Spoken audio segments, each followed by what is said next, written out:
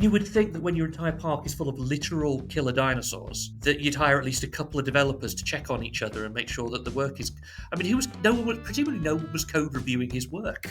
Welcome to Compromising Positions. I'm Leanne Potter, cyber anthropologist and head of security operations for a major retailer. And I'm Jeff Watkins, a cybersecurity enthusiast and CTO for a major tech consultancy. Together, we're the award-winning tech podcast that asks non-cybersecurity professionals what we in the industry can do to make their lives easier. And help make our organisations more prepared to face ever-changing, human-centric cyber threats. This episode is part 2 of our conversation with Simon Painter, a senior software engineer with nearly 20 years of experience in the industry and author of the book Functional Programming with C#.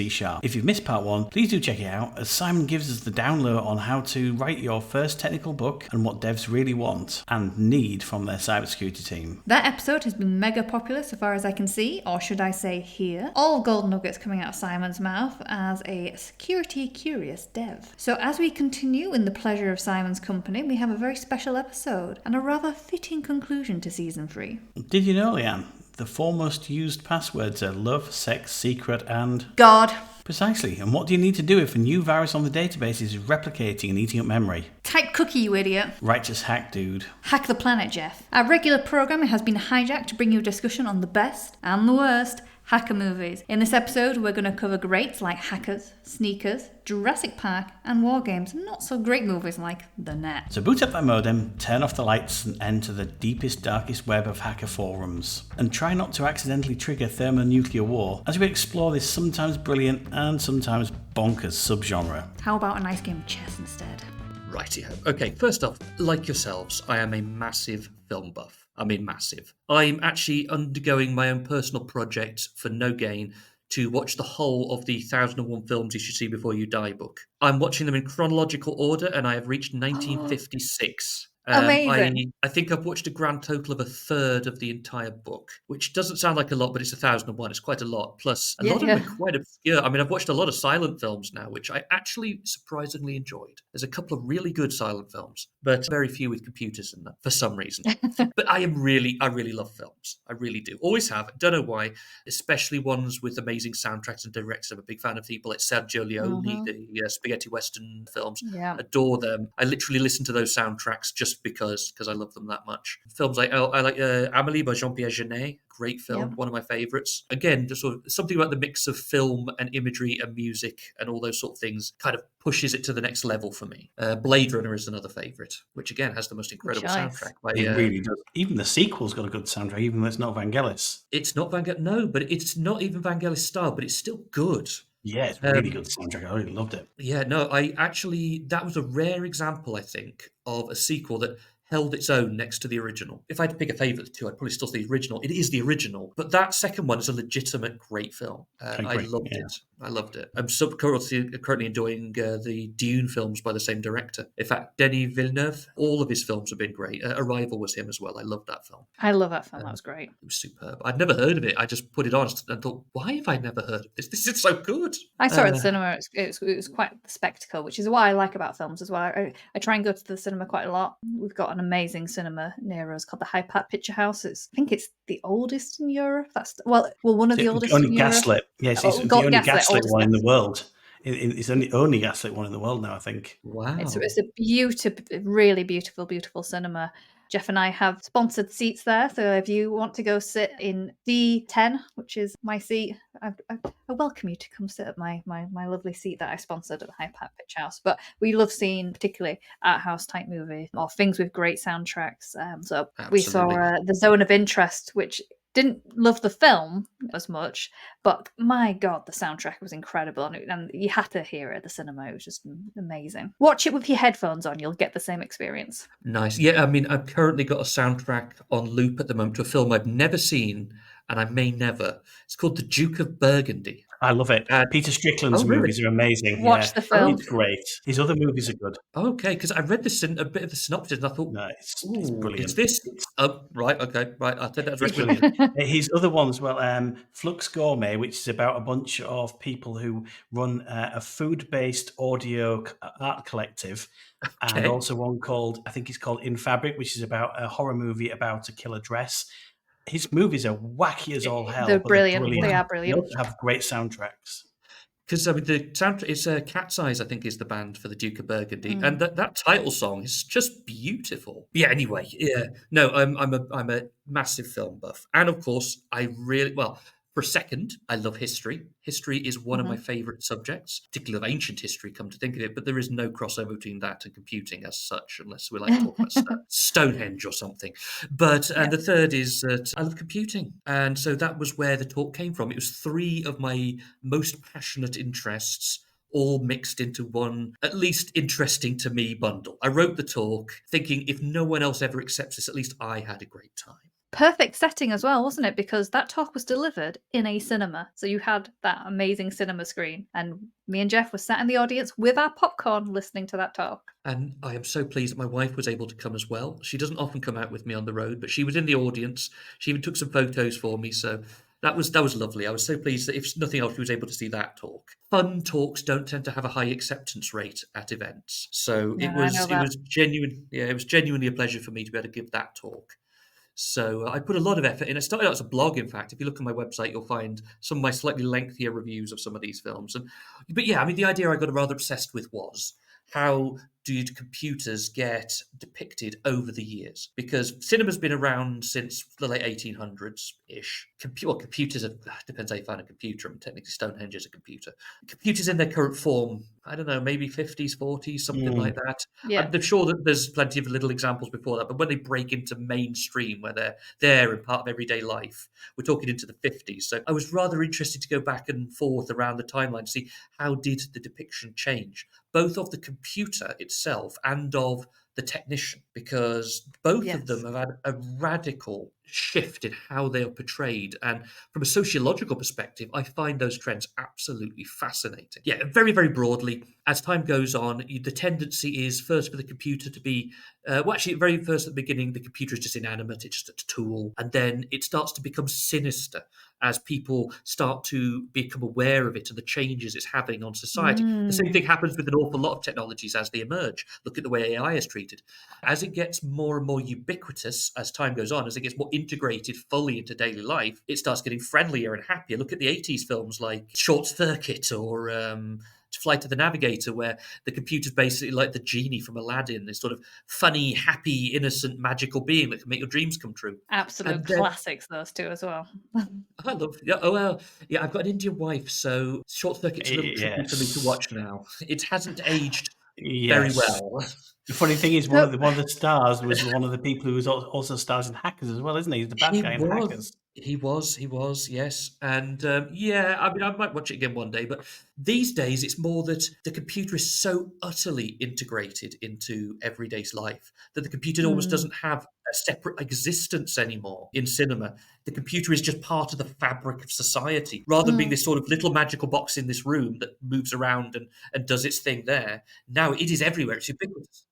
You know, it's gone from the robot in Metropolis, this being that's come to get you, to like, this is a tool that can either help or hinder us. I think we saw a second round of that kind of computer magic when the web and the internet became. I know the internet goes back to the 50s, but when the web became popular, suddenly like, whoa, this is amazing. And then you saw this renewed like computers doing magic stuff again. Yeah, I mean, the stark contrast I see with the 80s in terms of magic, because for some reason the comparisons symbolically for computers has always been about magic and mythology. It goes all the way through. It starts off mostly about Greek mythology references, and then it becomes more about magical references. And in the 80s, the computer was the magic wielder. It was the genie or whatever that's going to come and grant your wishes. And then in the 90s, it becomes the magic itself. And then we, the humans, are the magic wielders that use the computer as our magic. Hackers is a great example of that. That really is the sort of the way that film is trying to portray the world of computing and hacking. What do you think is your favourite hacking movie? I mean, we've got a few on the list here we've been talking about. Oh, that's tough. I mean, I have a soft spot for Hackers, although I'd say that's being more creative than accurate.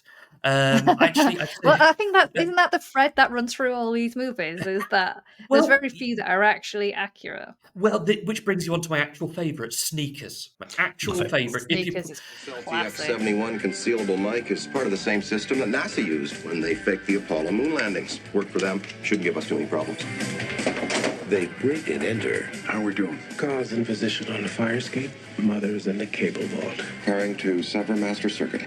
But they're not thieves. We're getting too old for this. They know your secrets. But they're not spies. It's gotta be there somewhere. What's he doing? He's making a wheelie. Mr. Bishop, do you mind if I take a look? Carl, grow up. I give you something to work, baby. So people hire you to break into their places to make sure no one can break into their places? It's a living. Not a very good one. It's a great. It's what you might call competence porn. It's just a group of people who are incredibly good at their job, just being competent and cool and clever. And incredible I love that film. cast, incredible Yeah. story. It still stands out because in preparation for this, we revisited some of those movies. I don't think you'd seen Sneakers before, had you, Jeff? And I've seen I it a few hadn't. times. No. You actually turned around and was like, "This is a really good movie, just on its own merit, not necessarily just a hacker movie." And some of it, the things around what we've found is the threads on a lot of the movies that are really focused on hacking are things like social engineering, dumpster diving. Funnily enough, appears in almost every single one. Dumpster diving appears in, but things like social engineering, shit passwords, they all make an appearance. In fairness, there's still problems. Exactly. I think the magic 3D floating algorithms and formula of hackers isn't quite the reality. I'm fine with that though, because in a way, I think hackers was making a point of hacking films are a bit like climbing films. Climbing is incredibly exciting to do, but it's very boring to watch. And so there's not many ways of doing a climbing film, and most of them involve like, okay, we're climbing, but we're carrying gelignite on our back, and if we sneeze, it's going to take half the mountain off, which is preposterous, but it's the only way they could think of to make it kind of work. Or like, what was it, Cliffhanger, where it's basically Die Hard on a mountain. And hacking films have this same problem. Hacking's very interesting, but not very exciting to watch. And I think Hackers is one of the best versions of that idea of we're not going to go real, we're going to go symbolic. We're going to sort of show you how it is for them. We're going to show you the way they see it. Hidden beneath the world we know is the world they inhabit. Dave? Yeah, Mom? What are you doing? I'm taking over a TV network. Finish up, honey, and get to sleep. They're hackers. Hackers penetrate and ravage private and publicly owned computer systems. Hack the planet! Hack the planet! It's not just something they do. Sure this sweet machine's not going to waste. Are you challenging me? It's who they are. I win, you wear a dress on our date. And if I win, so do you. They can crack any code.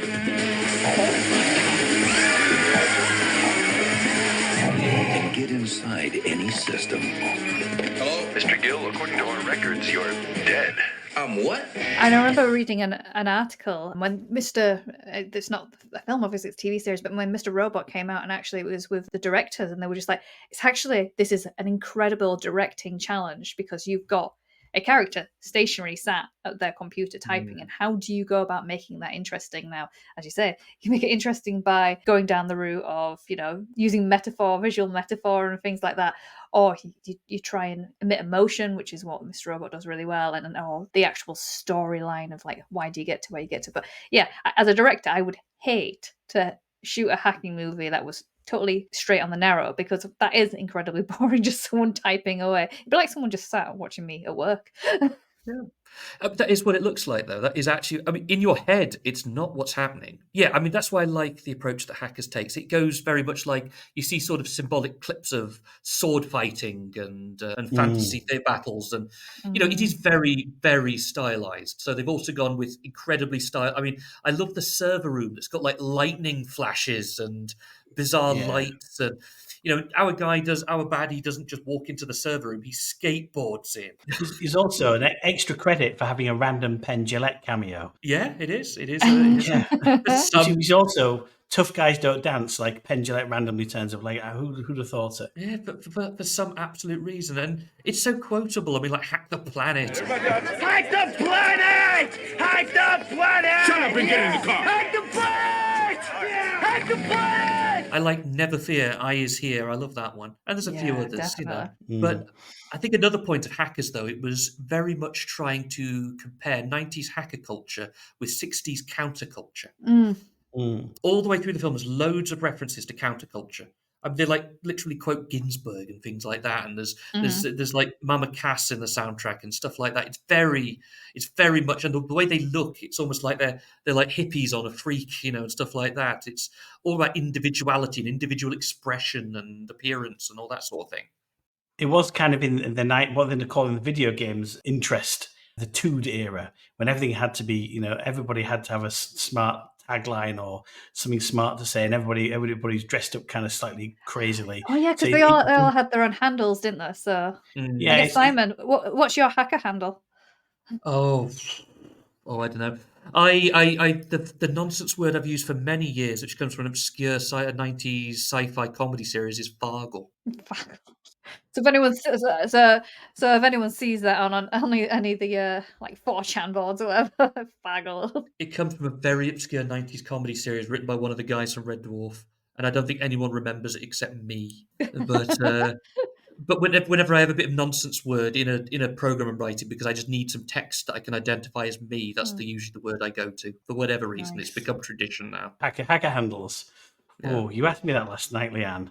I used to I go did. my bulletin board handle actually in the 90s when we used to have dial-up bulletin boards was Dr. Doctors, because he was named after a sinister character from an obscure CFAX series. Oh wow, yeah, I remember CFAX. How about you, Leanne? I think and this is just totally off the top of my head. I really haven't thought about this. I think Bonobo Bounce. Now,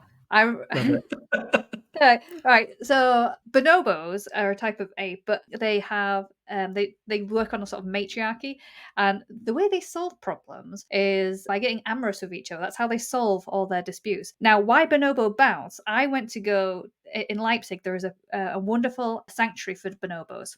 Usually you only just see chimpanzees, but they had a really beautiful sanctuary for bonobos, and I just remember really excited to go see the bonobos, and all I could see was this little baby bonobo getting a bit amorous with a basketball.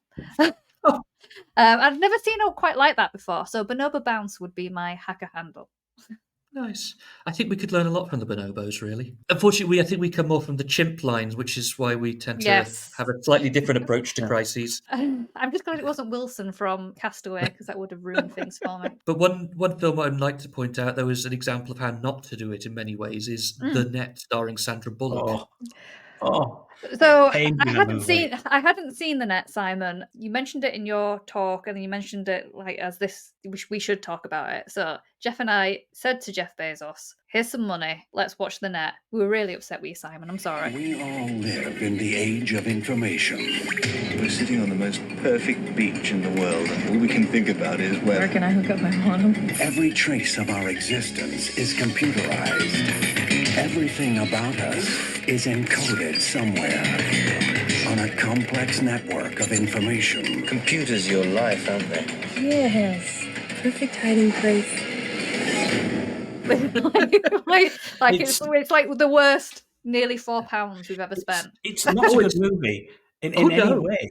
It looks like a TV movie as well. It looks like a cheap TV movie. The Net star Sandra Bullock. You're doing a lot of heavy lifting in that role. Do you want to go through, Simon, like the real basic synopsis, just in case no one's seen it? Oh my god, which you totally should. I absolutely you should, that even though we hate it, you should definitely watch it. It's an eye opener. Oh, it's appalling. But don't watch it with me, because if you watch it with me, it's like an hour and a half of me shouting, "That's not right!" Because it's a perfect intersection between wanting to show computing realistically and having no idea how to do it. It's a 90s conspiracy thriller. So if you've seen films like The Fugitive or what's that one with Keanu Reeves, there's loads of these things where they are out to get you and they have ruined your life, and now you have to run away from them while they pursue you until you can find the magic evidence to make them go away. That's the sort of basic principle of a 90s conspiracy thriller. And in this case, they are an organization that have like hidden a piece of software inside. I'm not actually sure, but somehow they've hidden some software somewhere because the film doesn't know. And this gives them like a super duper backdoor into every computer system in the world, I think. The film doesn't. It's like a big money spinner, isn't it? Yeah. So the idea behind it is they put a virus, I think, into a video game. And this virus becomes very. No, they actually put it apparently into a website, except it's a website that runs off a floppy disk, so it's hard to tell that it's a website. Yeah, but the whole kind of MacGuffin is that it's all a ruse to get you to buy more antivirus. Yeah, that sounds about, yeah. But that's like the last minute of the movie. It just turns around and goes, so spoiler alert, that's the last minute of the movie. It turns out to be the CEO of this security company is just causing havoc, and she knows too much. Yeah, she has she's a tester, although she's a tester so superb that she can get Wolfenstein 3D and get a hex editor out and literally hex edit a virus out of Wolfenstein 3D. I'm not sure why she's not in charge of the company, in all honesty, with skills like that. I can't do that. But Pretty much. yeah, and the baddie, or no, somebody, they send her some software to test, and it's got the super secret backdoor into everything inside it, and they sent the test. They obviously sent the evil build to her rather than the safe build.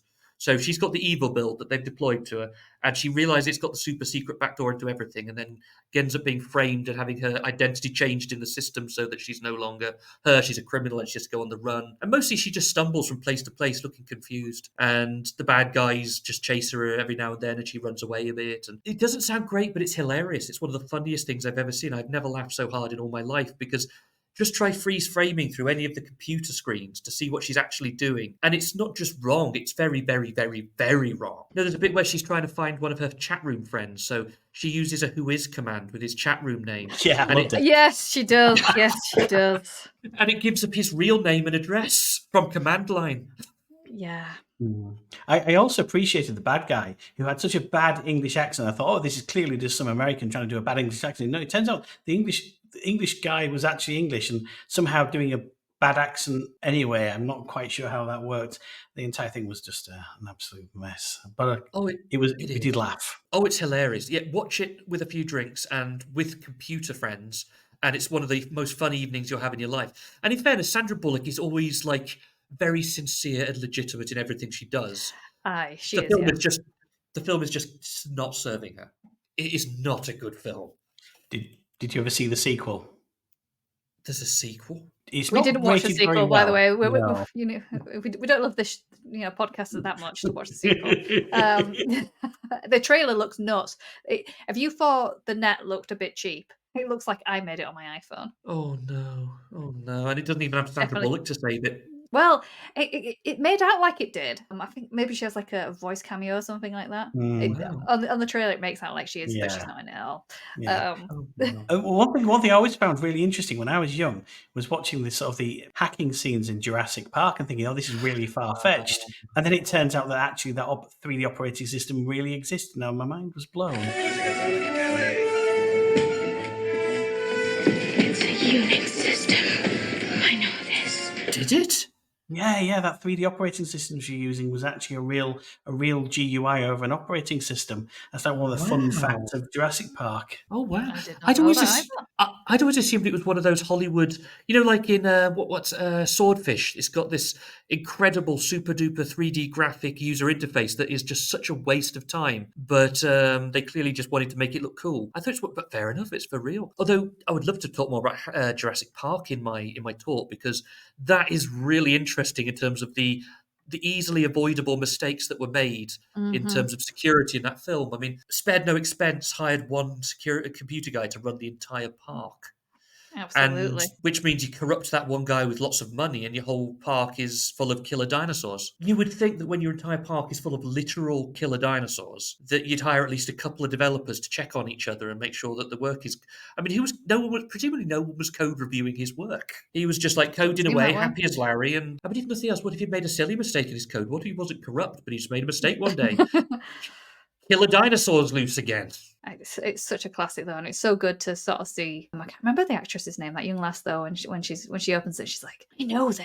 I know the system. She's actually really good. And I mean, I'm not going to lie, Jurassic Park stands up well. It stands up. Oh, it really does. Well. I mean, the dinosaurs still look good. It's a film with limitations of the technology, and they work around their limitations so well that you honestly don't... Actually, no, there's only two major mistakes, which I notice every single time. The one is, if you look at the security camera footage, there's clearly an AVI progress bar underneath every bit of security camera. It's real. I know.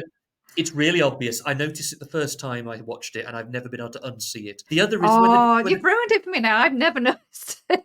Oh, trust me, once you've seen it, you won't not be able to notice it. I The other know. is when the T-Rex appears at the end inside the gift shop.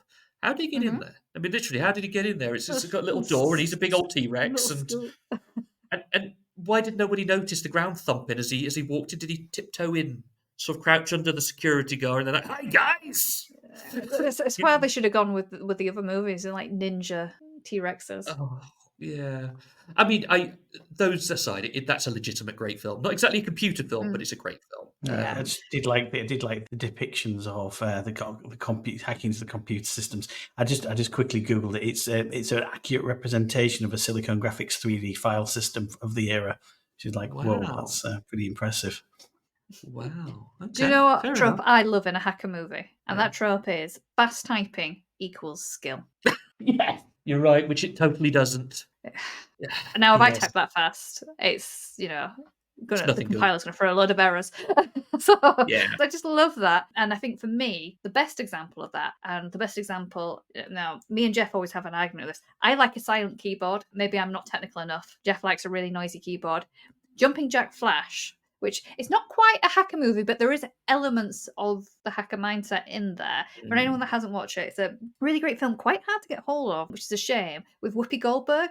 And she works at a bank. She works in the IT department, and she basically communicates with all the banks across the world for this one bank group. And while she is typing away one night, she gets a message from someone in Russia, and it's a British spy who needs her help. And then they communicate over the terminal. And there's an espionage sort of plot going on with it there. But I just love how she types so incredibly loud and so incredibly fast. And that wonderful trope where you have to say what you're typing and the response back. Because again, how do you film an interesting scene when someone's just sat at a computer? Although one detail I liked in that, because you're right, I mean, that is a sort of Hollywood cliche that people speak as they write. It's because, of course, we as the audience need to hear the voice, otherwise it's a dead scene. So I can accept that, even though it's not realistic. And no one actually emotes when they're looking at the screen usually either, because why would you?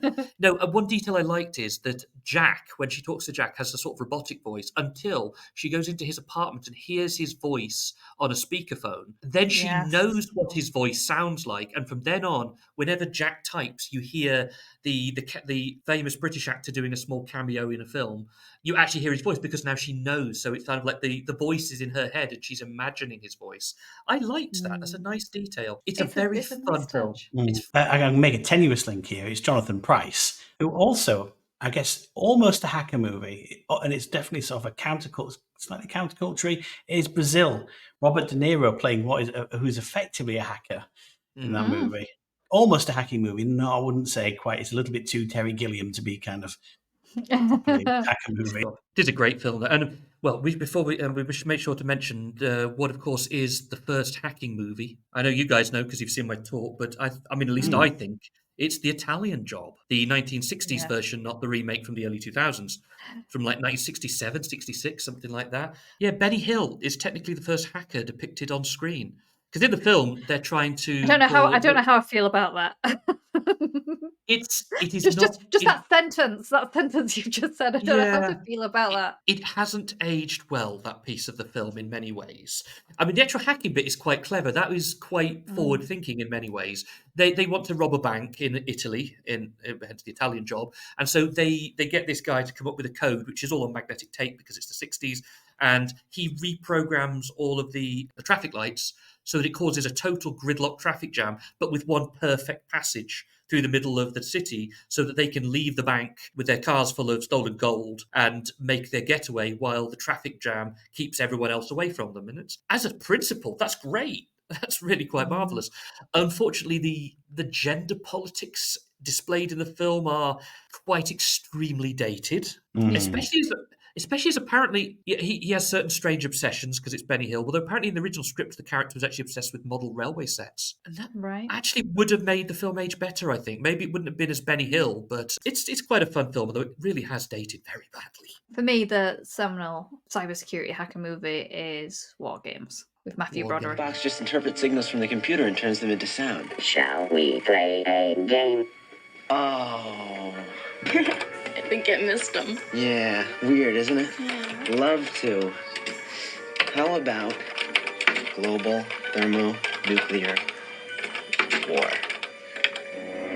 Wouldn't you prefer a good game of chess? I liked War. I'd seen it for the first time just recently for this project. I've never seen it before. It's one of those films that everyone assumed I would have seen, but no. I really enjoyed it. I thought the hacking, again, the social engineering that you see them do, it's not totally unrealistic. I mean, you do have the Hollywood cliche if someone's got a plain text password that's guessable, but it's not like people don't do that. The number one password, I think, is still password around the world and stuff like that. You know, it's still a thing. So, but, you know, that's really legitimately a thing. Like, you know, he researches the people involved in the computer system. He learns about them. He picks out keywords from their family history, and that's really is a thing, you know. And he hacks into phone lines and things like that. But what I like about that is the reason for doing it is very much what we see, and you touched on it earlier on in our conversation, was he just wanted to hack in to play the latest video games. You know, he was just a kid wanting to do something not quite malicious, but just like using his skills and expertise to do something quite cool. But then it obviously escalates into thermonuclear war. Yeah, I mean, it's quite nice as well that you see that he is literally trying every phone number in existence pretty much until he hits the one that looks like the one he wants. And that, again, is pretty much what these folks do, is just keep trying a million combinations. And I like the idea that the computer starts thermonuclear war thinking it's a game. And they say, well, you're starting a war and this isn't a game. And the computer says, what's the difference? And from the computer's point of view, that totally makes sense. There is no difference. The computer just has its inputs and its outputs and its monitors and all the rest. And why would it understand the difference between simulation and reality? It's all the same to the computer. And this gets into a deep philosophical debate about AI's motivations, if you're not careful.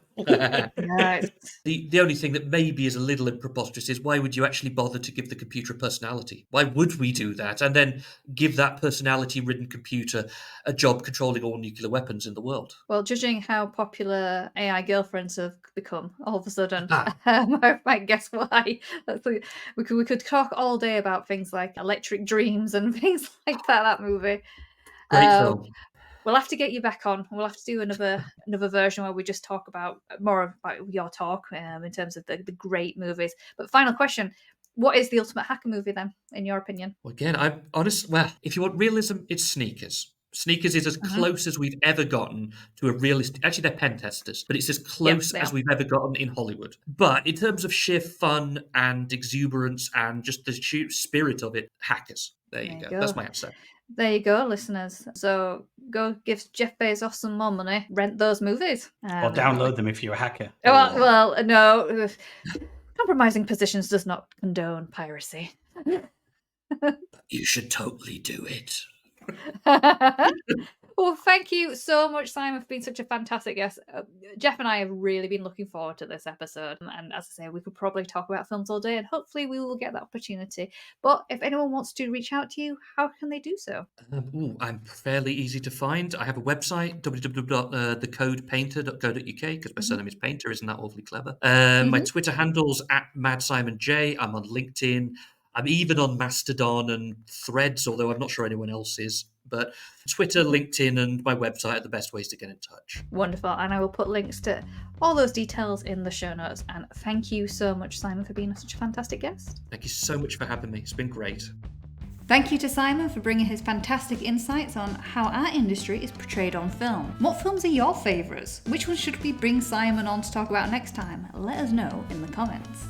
I really wish we would have had time to do a deep dive on Superman 3. I love how quickly Richard Pryor turns into an elite hacker in that film. Oh, it's a good one, that one. I think Superman 3 is actually my favourite Superman. I feel really bad for saying that, but I think it's true. If we would have had time, I would have liked to explore how John Hughes seems obsessed with tech. He's got Ferris Bueller hacking into the computer system to change his attendance report in school, and you've got Weird Science. The lads in that film hack into the government system to get enough power to create a stunning and very cool Kelly LeBrock. Well, there's still a lot more out there. Independence Day. That's a good one too. That we need to revisit. So if you fancy it, listeners, let us know. And the best way you can let us know is by sharing this episode and seeing that lovely listen count click up. Aye, that's the best way we know that we're making content that you enjoy, by seeing how many people are actually listening and sharing. So do us a solid, hack that algorithm and share so we know. Jeff, this is the end of season 3. What do people have to look forward to in season 4? Well, we've got some fantastic guests for next season. We've got a cultural anthropologist, a UX researcher, an agile coach, a developer who asked us to consider how evil devs really are, an expert in failure, an AI philosopher, and many, many more fantastic guests with unique takes on the cybersecurity industry. It's going to be a banger of a season, so join us in September when we kick all that off. September. What will people do in the meantime? Fear not, dear listeners, while we're working away hard on Season 4, you shall not be without content. Every week, there will still be an episode of Compromising Positions. We're going to go back to the vault for some, but also share some of our dear friends' podcasts that we've also been on. So don't worry, on your Thursdays, you will have plenty of Compromising Positions. Oh, matron. Well, thank you to all our listeners, new and old. You've made Season 3 a joy to produce, and we'll see you in September. Indeed you have. Thank you so much. We hope you enjoyed this episode. See you next time. Keep secure, and don't forget to ask yourself, am I the compromising position here?